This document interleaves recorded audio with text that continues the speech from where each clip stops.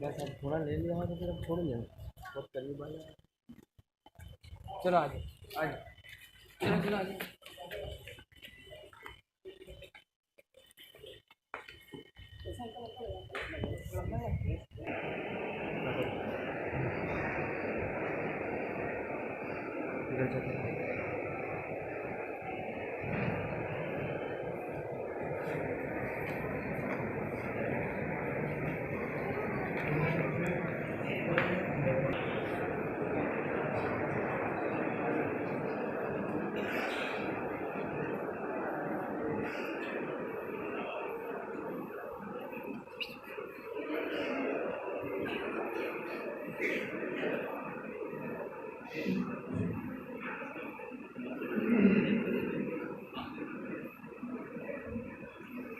الحمد لله رب العالمين والصلاة والسلام على سيد المرسلين محمد وعلى آله وصحبه أجمعين أما بعد. محترم معزز سامعین، ہم اہالیہ جامعہ اور حاضرین کے لیے نہایت ہی خوشی و مسرت کا موقع ہے کہ جامعہ کے کل 17 طلباء ہماری آج کی اس تقریب سعید میں تکمیل حفظ قرآن کریم کی سعادت سے بہراور ہو رہے ہیں. حقیقت ہے کہ ان طلباء نے اپنی رات دن کی انتھک محنتوں اور کوششوں کے بعد الفاظ قرآن کریم کو اپنے سینوں میں محفوظ کر دیا اور یوں حضرت معاذ جوہنی رضی اللہ تعالیٰ عنہ اس کے راوی ہے کہ آپ علیہ الصلوۃ والسلام نے ارشاد فرمایا من قرأ القرآن وعمل بما فيه ألبس والداه تاجا يوم القيامة ضوءه أحسن من ضوء الشمس في بيوتكم لو كانت فيكم فما ظنكم بالذي عمل بهذا. اس حدیث پاک میں ایسے نیکبخت اور سعادت مند والدین کے لیے بڑی بشارت اور بڑی فضیلت وارد ہوئی. اس حدیث پاک میں کہا گیا کہ جو کوئی قرآن کریم کو پڑھے، حضرت عطا رضی اللہ تعالیٰ عنہ فرماتے ہیں کہ یہاں کی آپ نے قرآن سے مراد حفظ قرآن کریم، جس کسی نے قرآن کریم کو حفظ کیا اور اس کے بعد اس پر عمل کیا، کل قیامت کے دن اس کے والدین کو ایسا تاج پہنایا جائے گا جس کی روشنی اس سورج سے بھی زیادہ ہوگی کہ وہ سورج اگر تمہارے گھروں میں آ جائے تو اس کی روشنی کس قدر تیز ہو سکتی ہے. ایک تو یہ ہے کہ یہ سورج اپنے مقام پر ہو اور پھر اپنے مقام سے اتر کر کے اگر تمہارے گھروں میں آ جائے تو اس کی روشنی کا اندازہ بخوبی لگایا جا سکتا ہے. اس روشنی سے بھی زیادہ روشن تاج ایسے نیکبخت والدین کو کل قیامت کے دن پہنایا گیا. یہ فضیلت ہے اہلاً و سہلاً و مرحبا بکم کی سوال پیش کرتا ہوں. حضرت والا کو اللہ رب العزت نے ہنر و صفات اور کمالات سے مالامال فرمایا ہے. حضرت والا ایک طویل عرصے سے جامعہ اشرفیہ راندیب میں بخاری شریف کا مقبول درس دے رہے ہیں. طلباء کی ایک بڑی تعداد آپ کے درسی افادات سے مستفید ہو کر نہ صرف یہ کہ صبح گجرات بلکہ ملک میں اور اس کے چپے چپے میں پھیل کر دینی اور ملی سرگرمیوں میں مصروف عمل ہے. حضرت والا کے افادات کا سلسلہ صرف تدریس تک ہی محدود نہیں بلکہ عوام میں بھی آپ کے خطبات، بیانات اور مواعظ کا ایک طاقہ لگا رہتا ہے. حضرت والا کے پروگرام کے لیے ہفتوں پہلے اپوائنٹمنٹ لینا پڑتا ہے، لیکن یہ ہمارے لیے بڑی سعادت کی بات ہے کہ ابھی 2 روز قبل حضرت والا کے سامنے دعوت پیش کی گئی. حضرت والا نے بڑی بشاشت قلبی سے اسے قبول فرمایا اور آج ہمارے درمیان اپنی گناہ و مصروفیات کے باوجود حاضری دے کر ہم سبوں کو حوصلہ بخشا. حضرت والا کے خطبات کا سلسلہ صرف دینی حلقوں ہی تک محدود نہیں ہے بلکہ عصری حلقوں میں بھی جامعات، عصری جامعات اور عصری یونیورسٹیز میں بھی آپ کے بیانات کا ایک سلسلہ لگا رہتا ہے. اس طرح پورے ملک کا تقریباً یکساں طور پر مستفید ہوتا جا رہا ہے۔ انٹرنیٹ پر بھی حضرت والا کے اخبار و مواعظ کا گویا ایک سیل رواں ہے جو بہتر ہی چلا جا رہا ہے۔ اس کے ساتھ ہی راہ سلوک و تصوف میں بھی حضرت والا روحانی ترقی کے منازل روز بروز طے کیے جا رہے ہیں، اور صرف تنہائی نہیں بلکہ اپنے ساتھ اپنے مریدین اور اپنے متوسلین کی ایک بڑی تعداد کو لے کر ترقی کے منازل مسلسل طے فرما رہے ہیں۔ ان کی انفرادی اور اجتماعی زندگیوں میں پیش آنے والی مصیبتوں اور مشکلوں کا بہترین حل پیش فرما کر اس طرح گویا اپنے لیے آخرت میں ایک اجر کا ذخیرہ بھی فرما رہے ہیں۔ الغرض حضرت والا کی خدمات کا سلسلہ پھیلا ہوا ہے۔ ہم حضرت والا کے لیے اللہ رب العزت کی بارگاہ میں دعا گو ہیں کہ اللہ رب العزت حضرت والا کی عمر میں فصیحت و عافیت برکت عطا فرمائے اور جامعہ سے حضرت والا کی قلبی وابستگی میں مزید اضافہ فرمائے۔ تو آئیے ایک بار پھر میں حضرت والا کا اپنی طرف سے اور پوری جامعہ برادری کی طرف سے رحاب جامعہ میں خود دفعہ استقبال کرتا ہوں۔ اہلاً و سہلاً و مرحبا بکم کی سوگات پیش کرتا ہوں، آپ کا دینی خیر مقدم کرتا ہوں۔ اور آئیے ہم آج کی ہماری اس تقریب سعید کا باقاعدہ تلاوت کلام پاک سے افتتاح کرنے کے لیے میں دعوت دیتا ہوں حافظ محمد عفان بھاؤ کو موصوف تشریف لائیں، تلاوت کلام پاک پیش کریں۔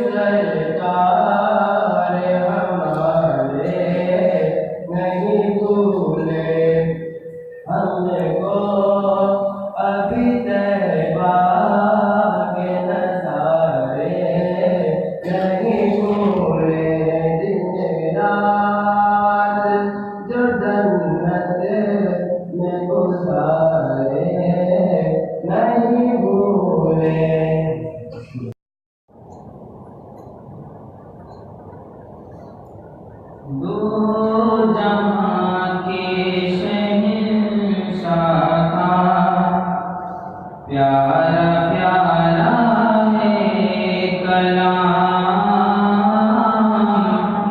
دو جہاں کے شہنشاہ کا پیارا پیارا ہے کلام، جو پڑھے قرآن اس کا ہے بڑا اونچا مقام، جو پڑھے قرآن اس کا ہے بڑا اونچا مقام، ہے سمندر اس کے اندر آب رحمت بے بہا، اس میں ہے نایاب گوہر جا بجا بے انتہا، کر نظر ہر ورق پر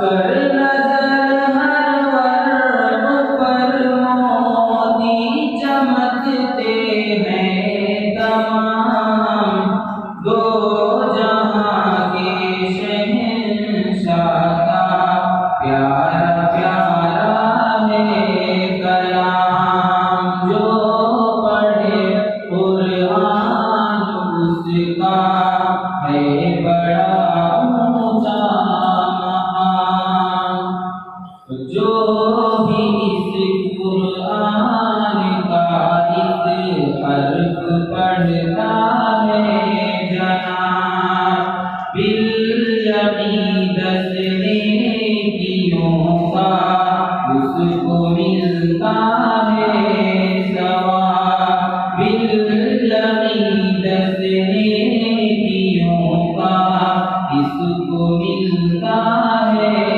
ثواب، یہ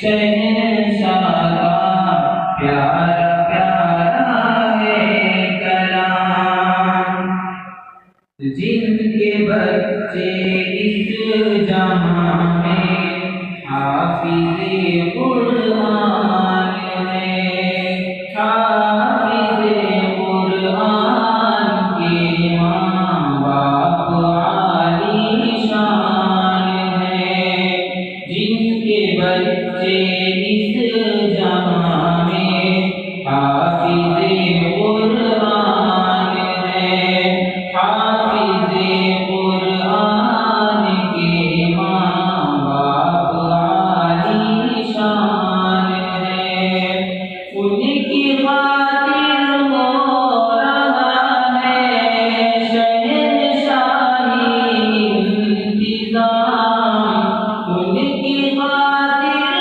ہو رہا ہے شہنشاہی انتظام، جو پڑھے قرآن اس کا ہے بڑا اونچا مقام، دو جہاں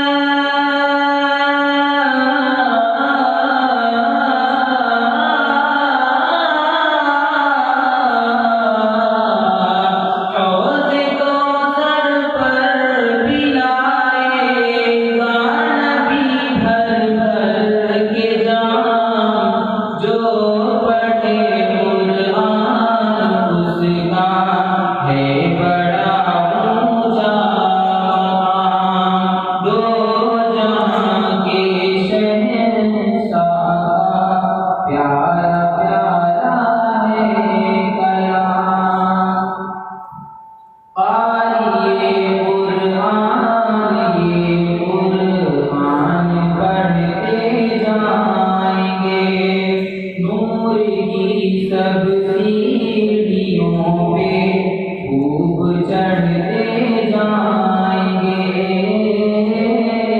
نور کی سب سیڑھیوں پہ خوب چڑھتے جائیں گے حور و غلمان مقدس حور و غلمان مقدس دیں گے جھک جھک کر سلام جو پڑھے قرآن اس کا ہے بڑا اونچا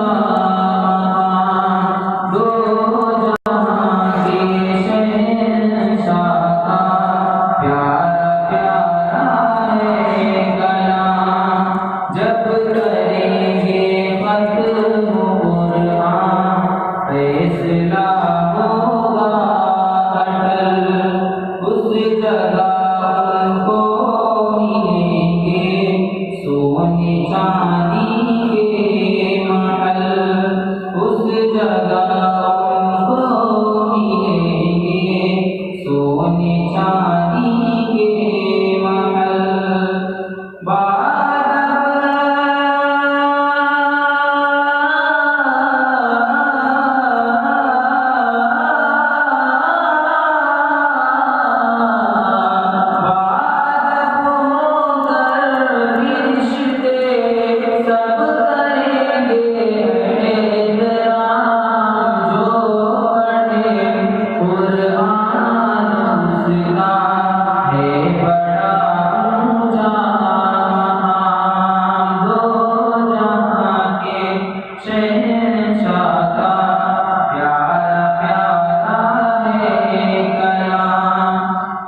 جب تجھے موت آئے گی ہر شے یہاں رہ جائے گی دوستی قرآن کی ہر موڑ پہ کام آئے گی دوستی قرآن کی ہر موڑ پہ کام آئے گی جس کے سینے میں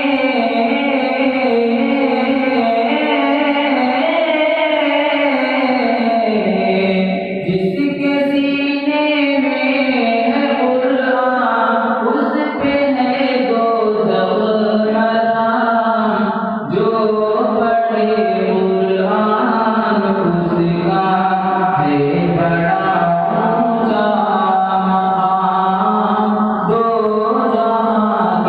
شہنشاہ کا پیارا پیارا ہے کلام قبر میں پہنچے گا قرآن تیری راحت کے لیے حشر میں بولے گا یہ تیری شفاعت کے لیے یہ نہ چھوڑے گا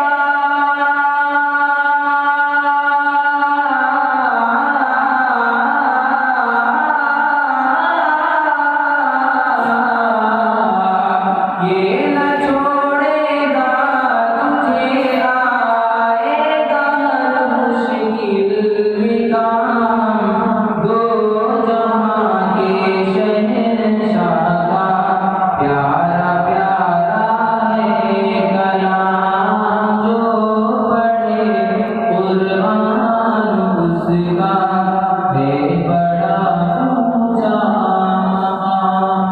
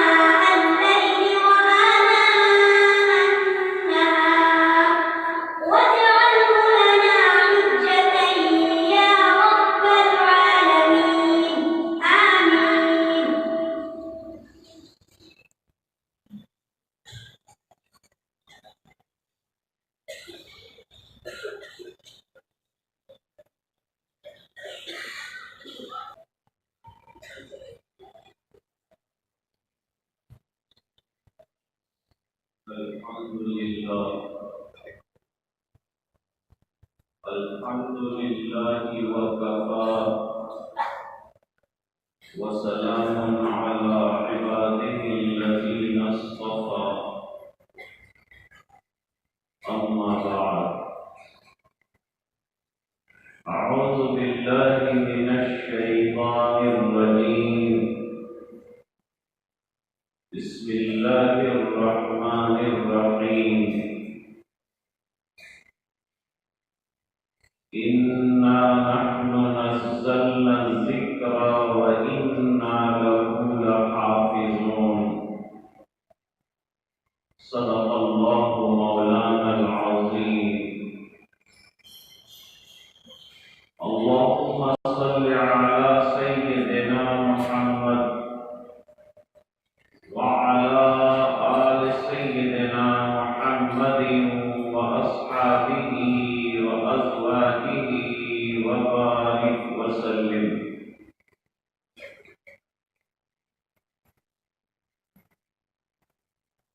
حضرات علماء، مہمانان اور طلباء عزیز،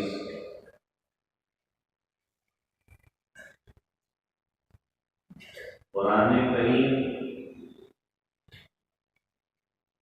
یہ مسلمانوں کا دستور زندگی ہے اور منشور حیات ہے.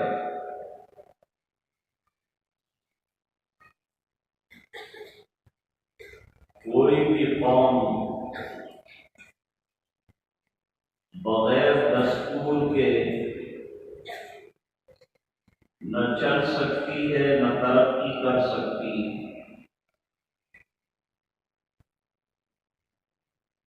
جب ملک بنتے ہیں تو دستور بھی بنتے ہیں.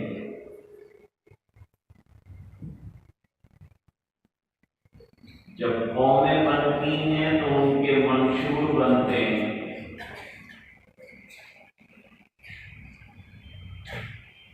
قرآن کریم قیامت تک آنے والی انسانیت کے لیے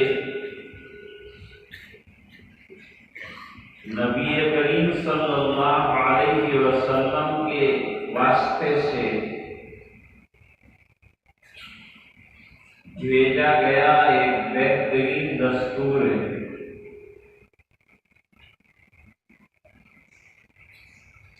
اور یوں کہنا چاہیے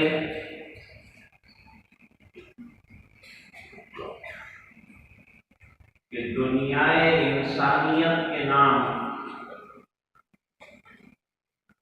اللہ رب العزت کا یہ آخری پیغام ہے.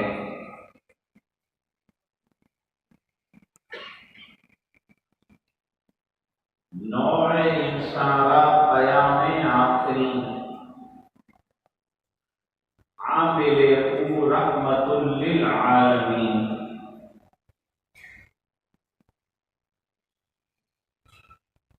اس نعمت کی جتنی قدر کی جائے کم ہے.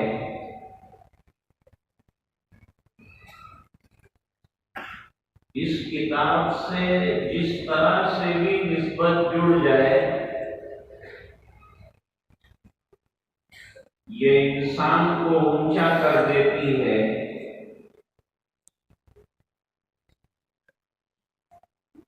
اگر کسی نے سینے میں قرآن کریم کو جمع کر لیا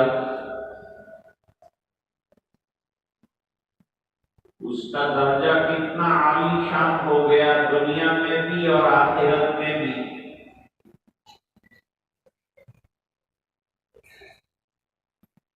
قرآن کریم سے کسی درجے کی نسبت بھی اس کتاب کی بلندی کے ساتھ ساتھ انسان کو بلند کرتی، اٹھاتی، اونچا کرتی.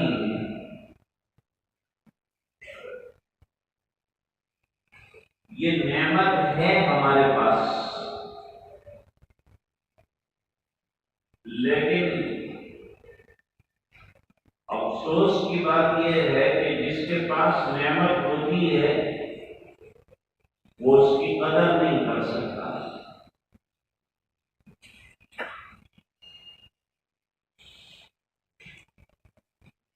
پارس کا ایک پتھر، ایک تیری جو ہے تیل بیچتا تھا، تو جب وہ وزن کرتا تھا تیل کا تو دوسری طرف جو کاٹ رکھتا تھا وہ پارس کا قیمتی پتھر تھا۔ تو ایک جوہر شناس نے دیکھا، اس کو بڑا تعجب ہوا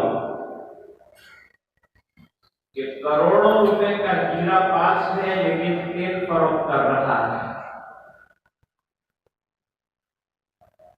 آج ہمارا عالم بھی یہی ہے۔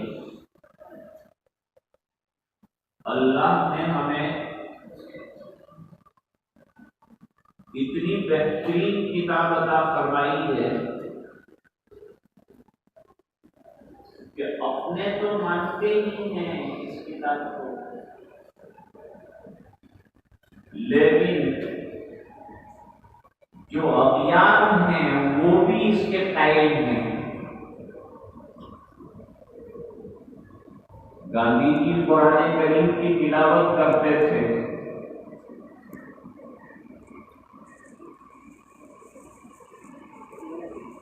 اور ہمارے ملک کے سابق صدر جمہوریہ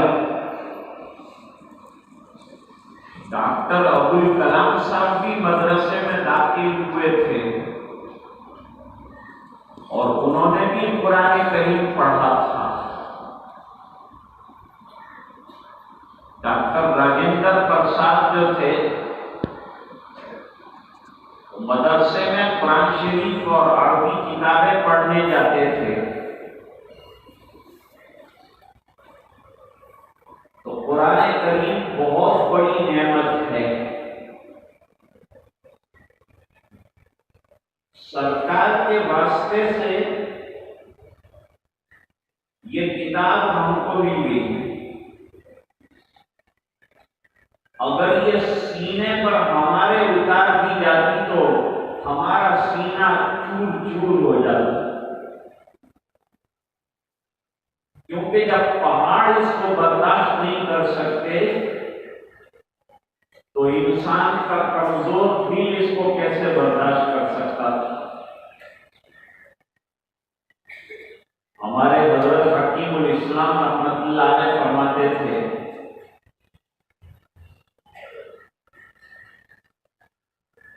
کہ بجلی کا تار اگر کوئی پکڑ لے گا 1 منٹ میں جل کے خاک ہو جائے گا، لیکن یہی بجلی کو فریز کے اندر پہنچایا جاتا ہے تو خاکستر کرنے والی آگ چیزوں کو ٹھنڈا کرنا شروع کر دیتی ہے۔ اس لیے اللہ نے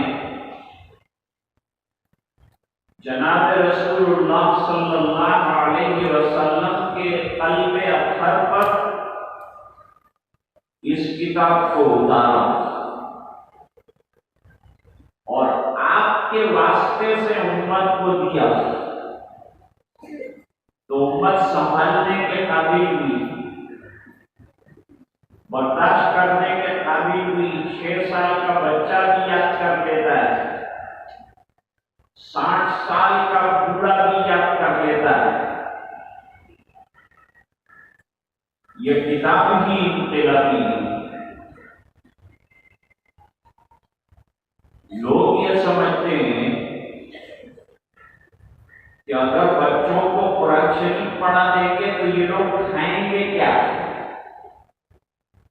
کمائیں گے کیا، ان کی دنیا کیسے چلے گی؟ تو تجربے سے یہ بات ثابت ہوتی ہے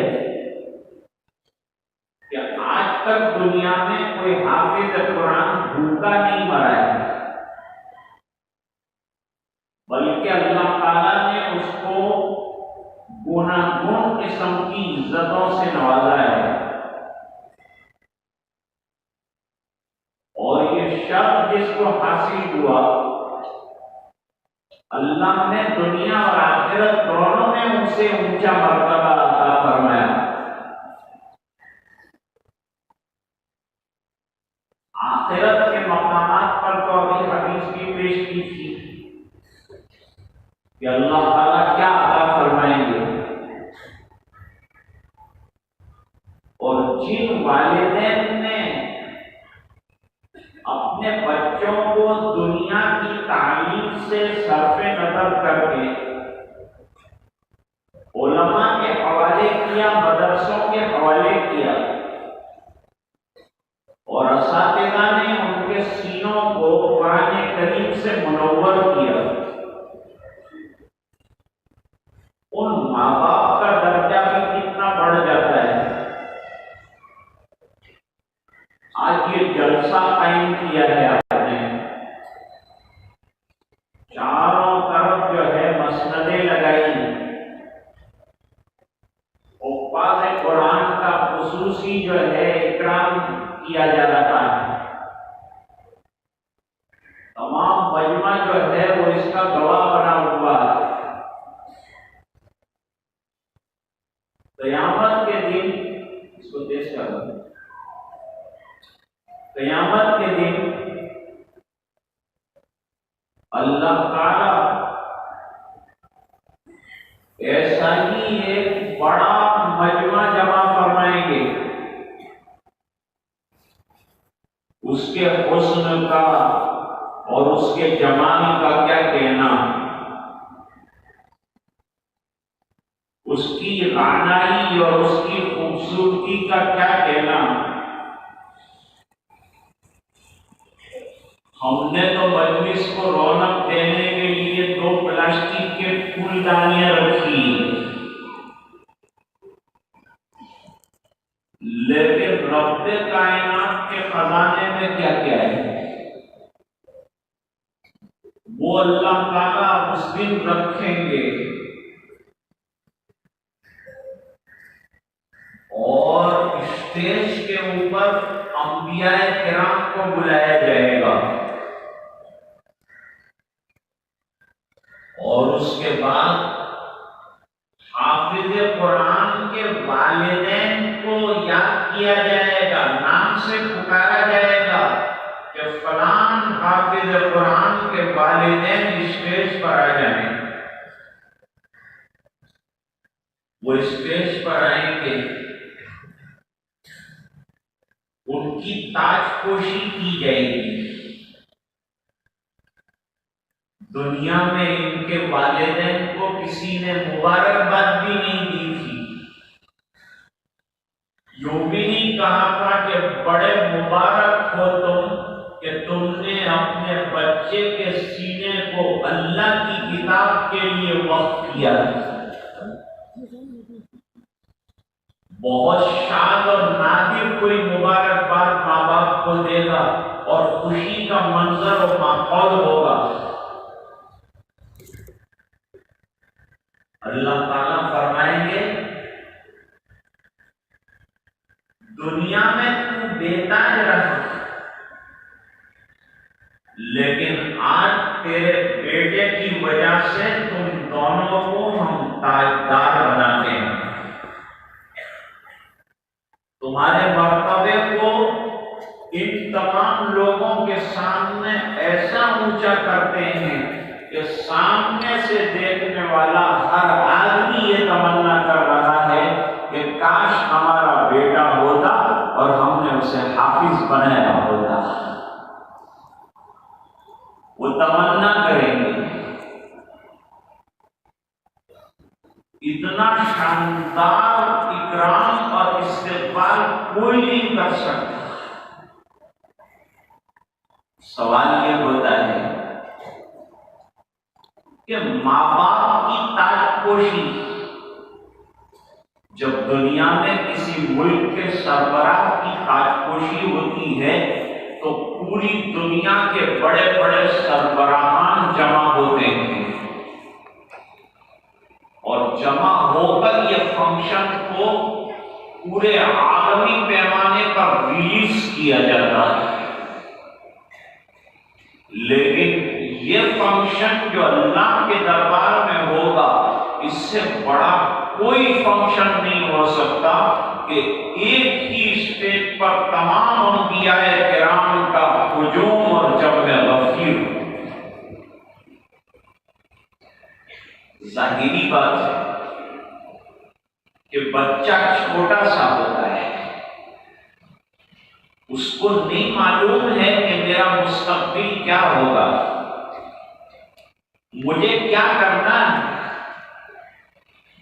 میں پڑھوں یا اسکول جاؤں، میں دنیا کی تعلیم لوں کہ میری آخرت بناؤں،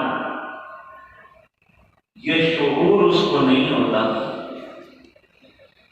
یہ بے شعوری کے عالم میں ماں باپ اپنی ذمہ داری کو نبھاتے ہیں اور اپنے عقل کا استعمال کرتے ہیں کہ دنیا کی چند روزہ نعمتوں کے لیے اپنے بچے کی آخرت نہیں بگاڑنی ہے، اس کے سینے کو ایسا منور کرنا ہے کہ یہ جہاں بیٹھ جائے وہ ماحول کو منور کر دے، وہ علاقے کو منور کر دے، وہ گھر کو منور کر دے۔ اب یہ چراغ جو آپ کے سینوں میں آ گیا، آپ جہاں جہاں چلے جائیں گے وہاں وہاں آپ کے ساتھ یہ چراغ جائے گا، وہاں وہاں یہ نور آپ کے ساتھ جائے گا۔ اللہ تعالیٰ نے آسمانی کتابوں کو نور کہا ہے، جس میں قرآن کریم کو بھی نور کہا۔ قد جاءکم من اللہ نور و کتاب مبین، تمہارے پاس اللہ کی طرف سے نورانی کتاب اور واضح ہدایت والی کتاب آئی۔ انا انزلنا التوراۃ فیہا ہدی و نور، دیکھیے دوسری آسمانی کتابوں کو بھی نور کہا اور قرآن حکیم کو بھی نور کہا۔ یہ نور سے جو سینہ منور ہوتا ہے تو نور جہاں جاتا ہے علاقے کو نورانی کر دیتا ہے، ماحول کو نورانی کر دیتا ہے۔ شرط یہ ہے کہ وہ کیا نعمت ملی ہے یہ سوچ لے۔ میرے سینے میں اللہ نے کیا رکھا ہے؟ فارسی کے شاعر نے کتنا اچھا شعر کہا ہے کہ برخود نظر بکشا زدنی دامنی مرن، دوسروں کے دامن میں دیکھ کر خود کی تہی دامنی پر افسوس کرنے والے بندے، ذرا غور کر کہ تیرے پاس تو اللہ تعالیٰ نے ماہ تمام رکھا ہے کہ در دامن تو ماہ تمام نہادان، تیرے سینے میں تو اللہ تعالیٰ نے پورا نور کا پہاڑ رکھ دیا ہے۔ ایسا قرآن رکھا ہے کہ پہاڑ پہ رکھا ہوتا تو پہاڑ چکنا چور ہو جاتے، لیکن تیرے سینے کو اتنے بڑے بوجھ سے بوجھل ہونے کے باوجود ہلکا کر دیا۔ یہ رحمت دو عالم صلی اللہ علیہ وسلم کی تشریف آوری کی برکت ہے۔ بھول جا کہ تو بھوکا رہے گا اور قرآن ہوتے ہوئے تو پیاسا رہے گا، اور قرآن کے ہوتے ہوئے تو بے عزت رہے گا۔ اللہ تجھے ہر قسم کی عزتیں دیں گے، دنیا میں دیں گے، آخرت میں عطا کریں گے، ہر جگہ پر تجھے مقامات سے نوازا جائے گا۔ ہمارے شیخ الشیخ حضرت شاہ غلام حبیب صاحب رحمۃ اللہ علیہ کا ایک واقعہ ہے۔ पहली मर्तबा वो मॉरिशियस उतरे। तो जब मॉरिशियस उतरे तो हजरत का मामूल था कि मस्जिद जाते थे, नई कोई भी जगह पर जाएं तो मस्जिद जाते हैं। तो हजरत ने साथियों से कहा कि टैक्सी वाले से पूछो कि यहाँ कोई मस्जिद है। टैक्सी वाले ने बताया कि यहाँ एक जामे मस्जिद है, वहां ले चलो। अब बिल्कुल अजनबी माहौल,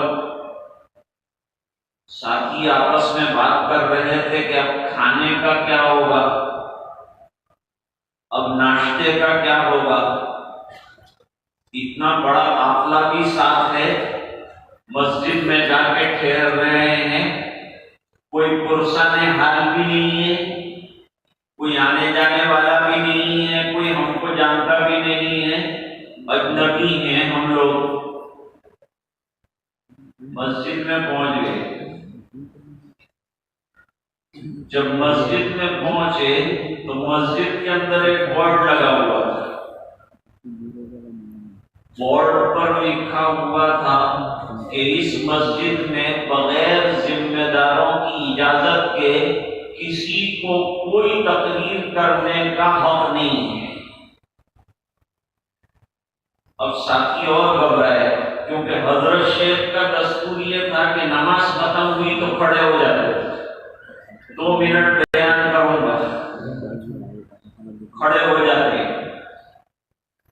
अब साथियों ने कहा अजनबी मस्जिद है, अजनबी इलाका है, लोगों को हम जानते नहीं, बोर्ड ये लगा है और हजरत तो नमाज के वक्त खड़े हो जाएंगे, क्या होगा। तो अदब से दरखास्त की, हजरत यहाँ अंग्रेजी में बोर्ड लगाया गया है कि कोई बगैर इजाजत जिम्मेदारान के बयान नहीं कर सकता। हजरत ने फरमाया नहीं करेंगे हम बयान, हमको तो नमाज पढ़ने से मतलब है, अल्लाह अल्लाह करने से मतलब है, और मस्जिद में चारों तरफ कुरान शरीफ रखे हैं, हम इंशाअल्लाह कुरान शरीफ पढ़ेंगे, तिलावत करेंगे, अल्लाह अल्लाह करेंगे।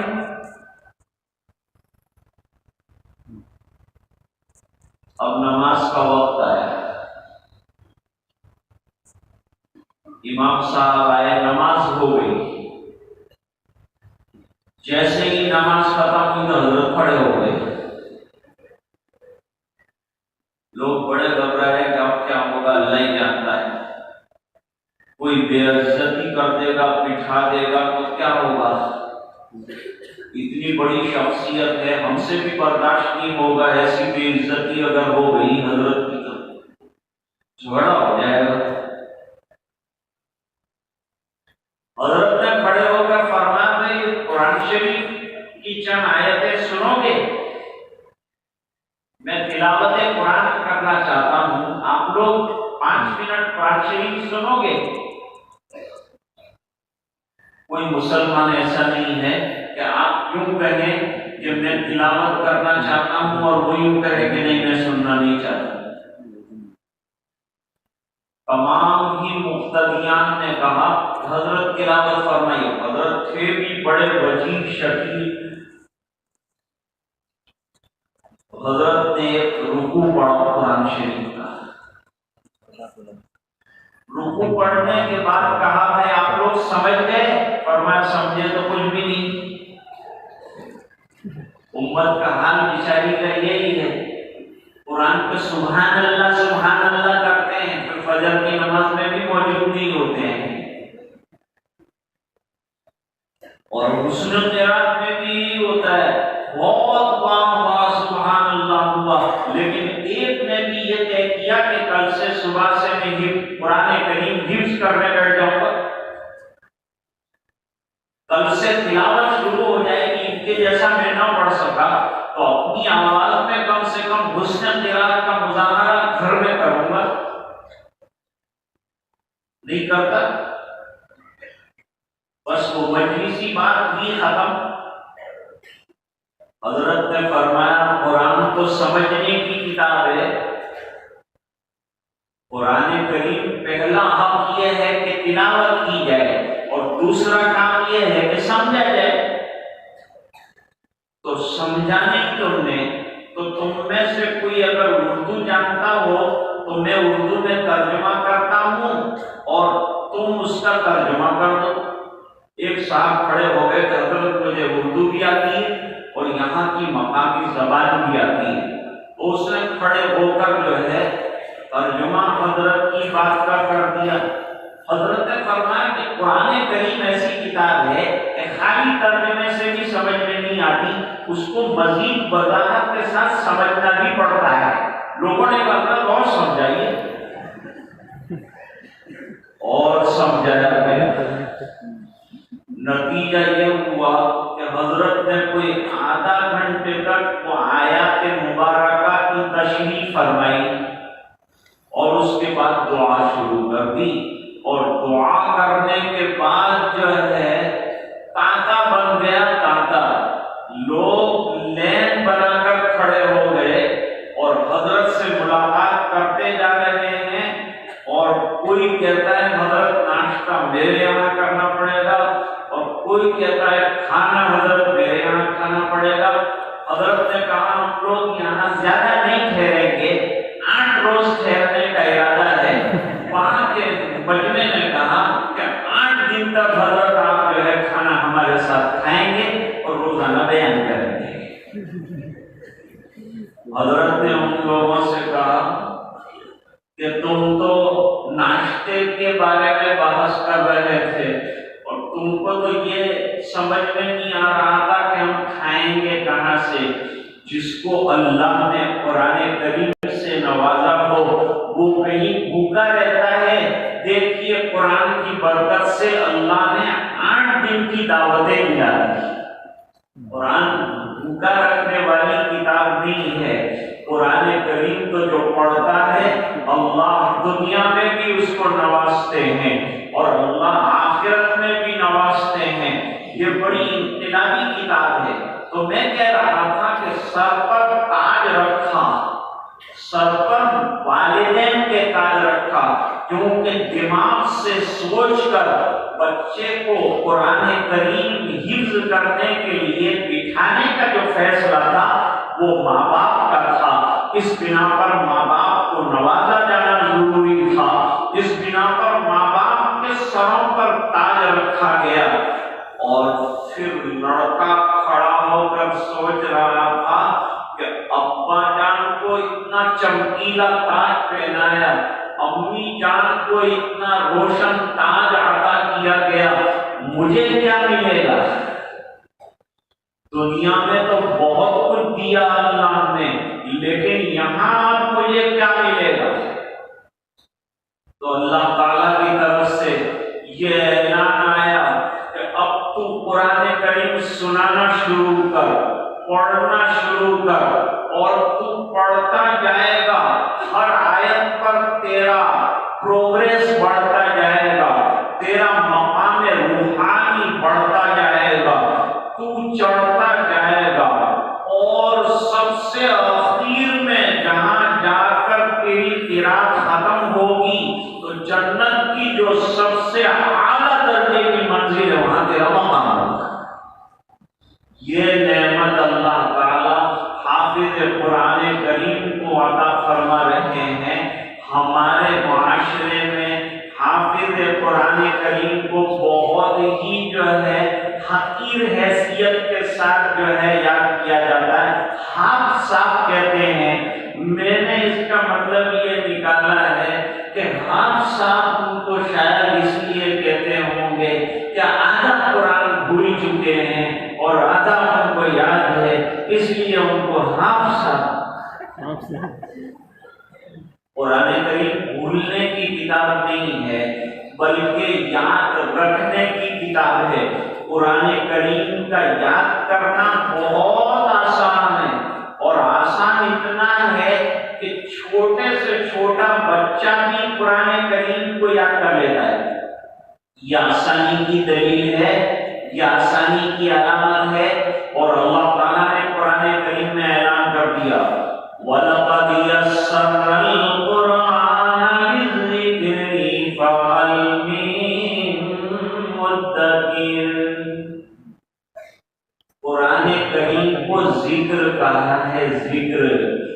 اور ذکر جو ہے بالائے طاق رکھنے کی چیز نہیں ہے، بلکہ ذکر کرنے کی چیز ہے. اس لیے صرف حافظ کا کام نہیں ہے کہ وہ تلاوت کرے، بلکہ ہر مومن کا کام یہ ہے اور ہر مومن کا فریضہ یہ ہے کہ وہ تلاوت قرآن کریم کرے. اللہ تعالیٰ ایک جگہ پر فرماتے ہیں الذین آتیناہم الکتاب یتلونہ حق تلاوتہ اولئک یؤمنون بہ. وہ لوگ جن کو قرآن کریم دیا گیا یا جن کو کتابیں دی گئی، وہ کتابوں کی تلاوت کا حق ادا کرتے ہیں، اور حق تلاوت میں صحت کے ساتھ قرآن کریم کو پڑھنا، تجوید کے ساتھ پڑھنا بھی شامل ہے. آج لوگ پڑھتے ہیں قرآن کریم کو بیکار کی طرح، کیونکہ انہوں نے اس کی حقیقت کو اور اس کے مقام کو اور اس کے مرتبے کو سمجھا ہی نہیں ہے. یہ مرتبہ قرآن کریم کا کہ اسے پڑھا کیسے جائے، یہ کس شان سے پڑھا جائے گا، کیسی اداؤں کے ساتھ اس کو پڑھا جائے گا، کیسے لہجوں کے ساتھ پڑھا جائے گا. ظاہری بات ہے کہ جب تک یہ مدرسے میں قدم نہیں رکھے گا، اہل علم کے پاس نہیں بیٹھے گا، علماء سے وابستہ نہیں ہوگا، وہاں تک یہ بتا نہیں سکتا اور اسے اس کا اندازہ نہیں ہو سکتا. اس لیے قرآن بہترین ذکر ہے. دو چیزوں کے بارے میں میں ہمیشہ عرض کرتا ہوں. قرآن جامع الاذکار ہے. جتنے ذکر بنتے ہیں سب قرآن کریم میں سے بنتے ہیں، لہذا قرآن کریم جامع الاذکار ہوا. اور نماز فرماتے ہیں جامع العبادات ہے. جتنی عبادتیں بنتی ہیں وہ در حقیقت نماز کے اندر پوشیدہ ہیں. نماز جو ہے عبادتوں کا عالم اصغر ہے. اس سے نکلو تو ہر چیز الگ الگ ہو کر اپنی عبادت کی ایک شان لے کر چلتی. اس لیے ایک آیت میں تو اللہ تعالیٰ نے تینوں چیزوں کو ایک جگہ پر جمع فرمایا. فرمایا وَاتْلُ مَا أُوحِيَ إِلَيْكَ مِنَ الْكِتَابِ. پہلے تو قرآن کریم پڑھنے کو کہا کہ روزانہ کچھ حصہ جو ہے تلاوت کیا جائے. ایک جگہ ایک مفسر صاحب تھے، ان کی تفسیر میں صبح کے اندر بہت بڑا مجمع ہوتا تھا اور بہت زیادہ لوگ جو ہیں متاثر ہوتے تھے. ان کی بات حالانکہ بالکل سادہ اور سیدھی، لیکن اس کے باوجود لوگ متاثر بے شمار ہوتے تھے. کسی نے ان سے پوچھا کہ حضرت کیا بات ہے، تفسیر تو ہم بھی کرتے ہیں، بیان تو ہم بھی کرتے ہیں، لیکن آپ کی تفسیر میں جو اثر دیکھا اور آپ کے بیان میں جو تاثیر لوگوں پر میں نے دیکھی ہے، ایسا نظر کم آتا ہے. اس کی وجہ کیا ہے؟ انہوں نے کہا اس کی وجہ یہ ہے کہ پاؤ پارے کی تفسیر کرنے سے پہلے 10 پارے کی تلاوت کر کے آتا ہوں. اس وجہ سے اللہ تعالیٰ نے اس کے اندر تاثیر پیدا فرمائی. حضرت جی مولانا یوسف صاحب رحمۃ اللہ علیہ کے واقعات میں لکھا ہے اور بہت پیاری بات لکھی ہے کہ ایک مرتبہ سفر کے دوران پوچھا گیا حضرت دن بھر آپ دوڑتے ہیں، 4-4 5-5 بڑے بڑے مجامع کو خطاب کرتے ہیں، تو آپ کو تلاوت کا وقت کیا ملتا ہوگا؟ فرمایا یہ مجموعوں کے بیچ میں اور یہ بیانات کے بیچ میں روزانہ 16 پارے کی تلاوت کرتا ہوں. تو دوستو قرآن کریم کی تلاوت معمولی چیز نہیں ہے. ہر حرف پر اللہ تعالیٰ 10 نیکیاں عطا فرماتے ہیں، اور باوضو پڑھیں اور نماز میں پڑھیں تو ہر حرف پر اللہ 100 نیکیاں عطا فرماتے ہیں۔ اتنی بڑی نعمت ہے، اور ہماری حفاظتوں کا راز بھی قرآن کریم میں ہی پوشیدہ ہے۔ اللہ تعالیٰ قرآن میں فرماتے ہیں اِنَّا نَحْنُ نَزَّلْنَا الذِّكْرَ وَإِنَّا لَهُ لَحَافِظُونَ۔ یہ ذکر ہم نے اتارا ہے، اور جیسے میں نے عرض کیا کہ ذکر کرنے کی چیز ہے تو قرآن کریم جو ہے وہ بھی پڑھنے کی چیز ہے، وہ بھی تلاوت کرنے کی چیز ہے، اور جو اس کا اکرام کرے گا اللہ تعالیٰ دنیا اور آخرت میں اس کی عزتوں کو بڑھائے گا۔ آپ دیکھیے کوئی مالدار انتقال کر جائے گا تو لوگوں کا جمع ہونا مشکل، لیکن ایک حافظ قرآن کریم کی انتقال کا جب لوگوں کو پتہ چلتا ہے تو دور دور سے مجمع آتا ہے اور یہ کہہ کر آتا ہے کہ حضرت حافظ صاحب کا انتقال ہوا ہے، چلو جنازے کے اندر شامل ہو جائیں، تو ان کے جنازے میں شرکت کرتے ہیں۔ دوسرا کمال یہ ہے کہ کروڑ پتی آدمی کھڑا ہے تراویح کے اندر، لکھپتی آدمی کھڑا ہے، مالدار آدمی کھڑا ہے، اور آگے دیکھو تو 16 سال کا بچہ ہے۔ اللہ تعالیٰ نے یہ 16-17 سال کے بچے کو کیسی عزت عطا فرمائی کہ بڑے بڑے کروڑ پتی دست بستہ کھڑے ہیں، ہاتھ باندھ کر کھڑے ہیں۔ یہ اس کا کمال نہیں ہے، یہ قرآن کریم کا کمال ہے، جو نعمت اللہ تعالیٰ نے عطا فرمائی ہے یہ اس کا کمال ہے۔ دیوبند کے اندر جھگڑا ہوا، 2 عورتیں جھگڑ رہی تھی تو کچھ حضرات گئے تھے، انہوں نے کہا کہ بھائی دیوبند کے علماء کے بیانات بہت سنے ہیں، اب یہاں کی عورتیں لڑتی کیسی ہیں وہ بھی سنیے،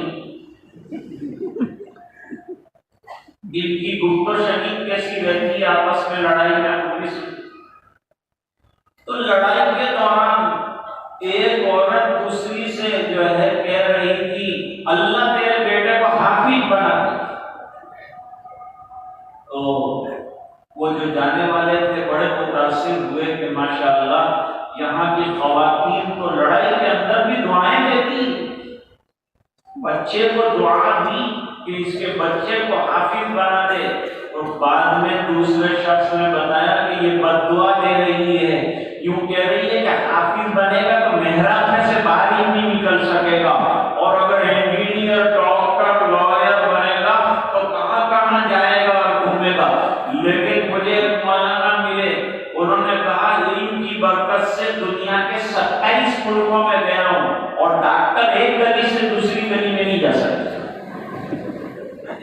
یہ اللہ تعالیٰ علم والوں کو عطا فرماتے ہیں، دین والوں کو عطا فرماتے ہیں۔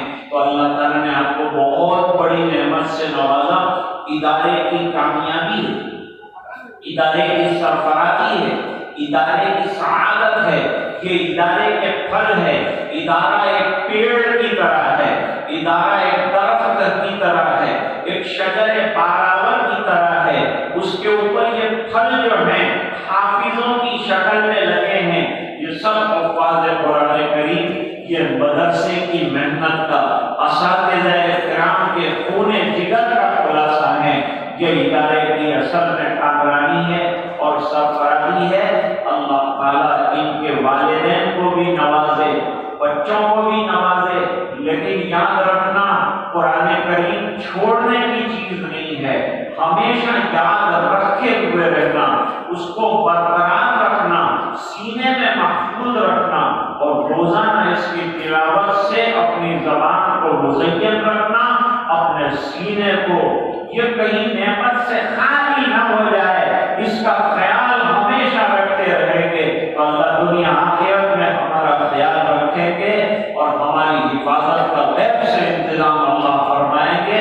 ہم اس کتاب کے نگران بن جائیں حفاظت کی ذمہ داری اللہ تعالیٰ نے دی۔ میں تو اس ادارے کے لائق بھی نہیں کہ آپ کے سامنے کوئی بات کرتا، لیکن ان بزرگوں نے یاد فرمایا، حکم دیا اور یہ فرمایا کہ تجھے آنا ہے اور دین کی 2 بات جو ہے پیش کرنا ہے، تو میں نے موقع غنیمت سمجھا کہ ان حضرات سے ملاقات ہو جائے گی، ادارے کی حاضری ہو جائے گی اور یہ مبارک اور منور مجلس کے اندر میری بھی شرکت ہو جائے گی۔ کل آخرت میں یہ اگر موقع آیا کہ بھائی کوئی اچھی مجلس میں کبھی شامل ہوئے تھے جہاں اللہ کے پیارے بندوں نے قرآن کریم یاد کیا ہو، تو خوشیوں کی محفل میں، میری کتاب کی خوشی کی محفل میں تو کبھی شامل رہا تو اس وقت شاید یہ کام آ جائے اور نصیبہ جاگ جائے اور بیڑا پار ہو جائے۔ اللہ تعالیٰ جو باقی بچے حفظ کر رہے ہیں، علم حاصل کر رہے ہیں، اللہ تعالیٰ ان کو مزید علوم سے نوازے، ادارے کو ترقیات سے نوازے، ہر قسم کے شرور سے، فتن سے، طلباء کی، اساتذہ کی، ادارے کی اور تمام علاقے کی جو ہے وہ حفاظت فرمائے۔ وآخر دعوانا الحمدللہ رب العالمین۔ درود شریف۔ اللهم صل على سيدنا محمد وعلى آل سيدنا محمد صلاة تنجينا بها من جميع الأهوال والآفات وتقضي بها جميع الحاجات وتطهرنا بها من جميع السيئات ترفعنا بها عندك أعلى الدرجات تبلغنا بها أقصى الغايات من جميع الخيرات في الحياة وبعد الممات إنك على كل شيء قدير۔ اللهم احسن عاقبتنا في الأمور كلها وأجرنا من خزي الدنيا وعذاب الآخرة۔ اللهم نور قلوبنا بنور القرآن وزين أخلاقنا بنور القرآن وأدخلنا الجنة بالقرآن ونجنا من النار بالقرآن۔ اللهم اجعل القرآن ربيع قلوبنا ونور صدورنا وذهاب همومنا وغمومنا۔ اللهم آنس وحشتنا في قبورنا۔ اللهم ارحمنا بالقرآن العظيم واجعله لنا إماما ونورا وهدى ورحمة۔ اللهم ذكرنا منه ما نسينا وعلمنا منه ما جهلنا وارزقنا تلاوته آناء الليل وآناء النهار واجعله لنا حجة يا رب العالمين۔ اے اللہ ہمارے گناہوں کو معاف فرما، کوتاہیوں سے درگزر فرما، اپنا فضل اور کرم شامل حال فرما، رحم کے اور کرم کے فیصلے فرما۔ جن طلباء نے قرآن کریم حفظ کیا، تعداد حیات ان کے سینوں میں قرآن کریم کو محفوظ فرما۔ اے اللہ ان کے والدین کے لیے اس کو ہدایت کا، سعادت کا، سرفرازی کا، دنیا آخرت میں کامرانی کا ذریعہ بنا دے۔ اے اللہ اساتذہ کرام کی محنتوں کو بہترین طریقے پر قبول فرما اور اس کا بہتر سے بہتر دنیا اور آخرت میں بدلہ عطا فرما۔ اے اللہ جو طلباء پڑھ رہے ہیں ان کے حافظوں کو قوی فرما، اور اے اللہ جو علم حاصل کر رہے ہیں علم نافع اور عمل صالح سے مالا مال فرما۔ ایک ہی دھن عطا فرما کہ وہ دین حاصل کرتے رہیں، علم حاصل کرتے رہیں، اساتذہ کا اکرام و احترام کرتے رہیں۔ اے اللہ آنے والے مہمانان کا آنا بھی قبول فرما اور قرآن کریم کی نسبت سے یہ حاضری کو بھی منظور فرما، اور اس کی برکت سے اللہ بیماروں کو شفا عطا فرما اور پریشانوں کی پریشانیاں دور فرما، اور جو الجھنوں میں گرفتار ہیں ان کی الجھنیں دور فرما، اور جو مقروض ہیں غیر سے قرضوں کے پورا ہونے کی صبری پیدا فرما۔ اے اللہ ادارے کی حفاظت فرما، اور اے اللہ جتنے ادارے ہیں ان تمام کی سازشوں سے حفاظت فرما۔ اے اللہ اساتذہ کی حفاظت فرما، طلباء عزیز کی حفاظت فرما، جملہ مسلمانان عالم کی حفاظت فرما۔ اے الہ العالمین پورے مجمع کی مغفرت فرما، امت کے ایک ایک فرد کی مغفرت فرما، اور اے اللہ دعائیں اپنے فضل و کرم حبیب پاک صلی اللہ علیہ وسلم کے فیض منظور فرما۔ سبحان ربک رب العزت عما یصفون وسلام علی المرسلین والحمد للہ رب العالمین۔